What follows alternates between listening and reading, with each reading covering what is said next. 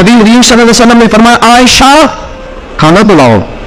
सैयदा आयशा खाना लाई तो रसूल करीम अलैहिस्सलाम से अर्ज करती है सोने सिरका ही है और मेरी तबीयत का भी नहीं बना जिस तरह का मैं इसको बनाना चाहती थी। सिरके का कुछ मैंने बनाया है लेकिन मैं अपनी मर्जी का नहीं बना सकी। रसूल करीम ने वो सिरके का जिसको खुद हज़रत आयशा कह रही है कि मर्जी का नहीं बना, हुजूर ने खाया। हज़रत आयशा फरमाती है इतने मजे से खाया कि जैसे बड़ी आला गिज़ा हो। फिर हुजूर ने अपनी मुकद्दस उंगलियों तो मैंने देखा कि हुजूर चाट रहे हैं। फरमाया आयशा कमाल बना है, आयशा तूने खूब बनाया है, क्या खूबसूरत खाना है। हज़रत आयशा फरमाती है कभी मैंने खाना बनाया हो, कभी ऐसा नहीं हुआ कि मेरे रसूल ने मेरे खाने में ऐब निकाला हो।